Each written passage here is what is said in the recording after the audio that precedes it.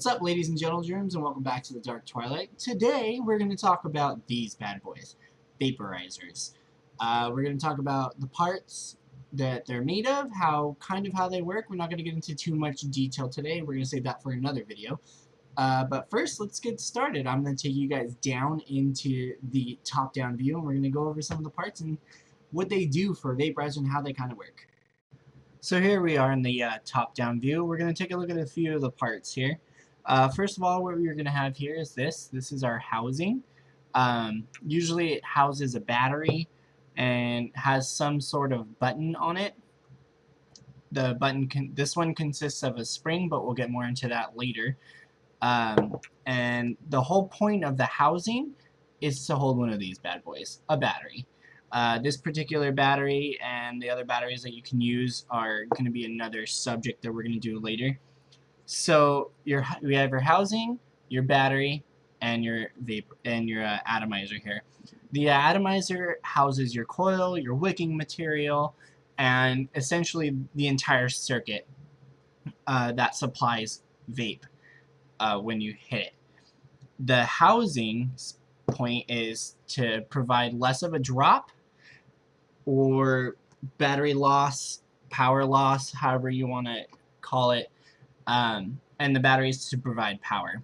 So in this particular model, this is what we call an 18650 tube. The 18650 refers to the size and diameter of the battery. 18 is your diameter across. The 650 is the length. You could get from 240 to 460 to 650, and this battery is an 18650. So this tube mod is non-telescopic, meaning it does not shrink. It's a stationary tube, and it comes in one size and one size only. So usually what we'll do is you'll put your battery into your housing and your button. This particular model, the button's on the bottom here. It uses a spring. What it does is when you push the button, the button makes contact with the bottom of the battery, completing the circuit. The pin in the top here will supply the power outwards, and the housing will ground out the power. In our atomizer, we have a coil and we have wicking material. I've already built something on here, so I'm going to go ahead and put this on. Just to note, the atomizer has two parts. This is the ground or the deck, or it's usually referred to as the deck. And then the center here, we have this little contact pin. That's our positive. So when we hit the button, it's going to supply power through that positive and out to the ground, completing the circuit. So it's pretty easy. You just fire the button, and you can probably hear and you can see that it's producing vape. The coils here are the circuit themselves. It goes the center post there, the one with the two screws in the middle. That's actually one block. It's a positive, and two outside are grounds. That positive is connected to that center pin, so it's pretty simple. Hit the button, button completes circuit. Power goes up through the positive post, out through these little two screws or holes, or however you connect your coils, through the coil, out to the ground, and grounds out on the mod, comes back to the bottom of the battery, and that's your circuit. It's pretty simple. You hit the button fires, you see the juice is vaporized, and it's a pretty simple thing. They come in a lot of different types and models. The model that I have is made to put a battery in. You could also get the ones that the battery and the housing are a combined item. But let's get back up into the top and we'll talk about that some more. So now that we've discussed the basic parts that go into a vaporizer, you can see that obviously not everyone is walking around one of these. The housing can be completely different. The battery can be completely different. Of course, the atomizer can be completely different. The housing can consist of a metal tube. It can consist of a box. It can consist of a plastic container. It all depends. When you go to, say, 7-Eleven, you buy one of those little cheapo electronic cigarettes, the little ones where they have like 500 puffs or so. It's a battery inside a plastic housing attached to an atomizer, and it's all built into one thing. The Ego is a small battery, and it's a base by itself. The battery's inside, the housing's on there, the button's on there. It's the same, essentially the same thing.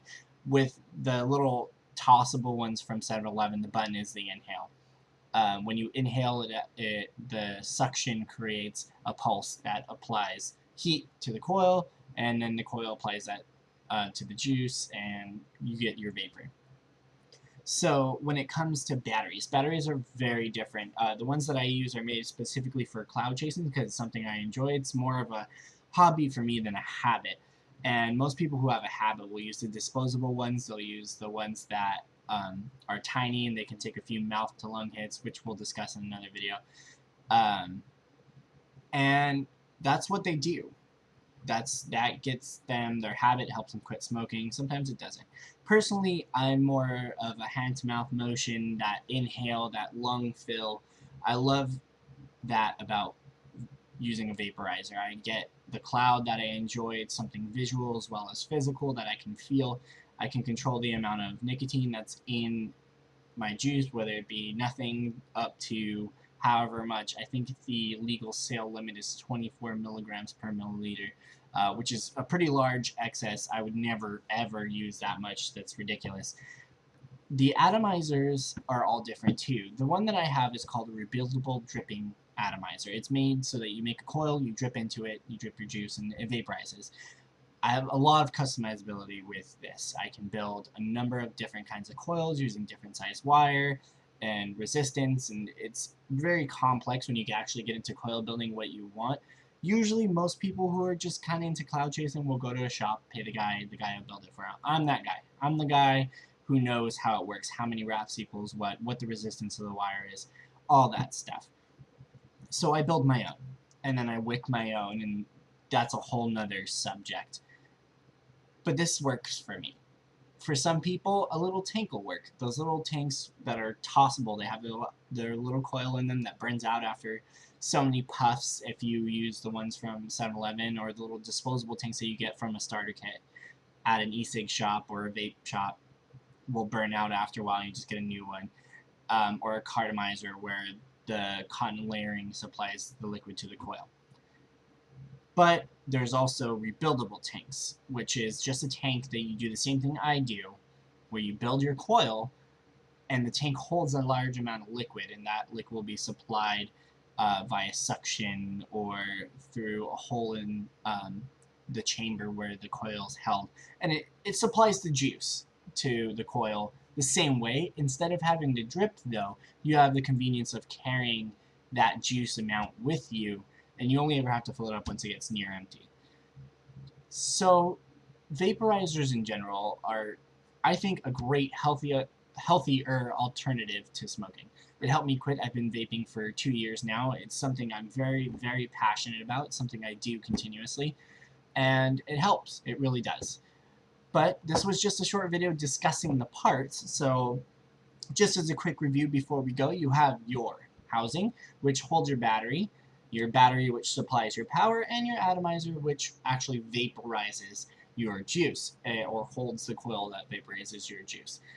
And everything is different. There's so many different iterations of how housings are made, if they're combined or not combined with batteries, if they can be controlled by a microchip, if they have batteries built in, or if it's part of their circuitry. Same thing with atomizers. It could be a dripper, it can be a tank, it can be a simple little cardo, combination plastic tank that you get, or if you go to 7-Eleven, you get all three put together. Just really depends. But I just want to make sure and get this first video for our vaping series out of the way. We can move on to more complicated stuff. If you guys have any questions, make sure you write them down in the comments. I'll do my best to answer all of them. And if I don't, I can always refer you to another video or another professional who knows what they're doing. So thanks again, guys, for watching. I appreciate your viewership, and stick around. We'll do some more vaping, some gaming, and some more lifestyle stuff. Have a great day, guys. Thanks for joining me in the Dark Twilight.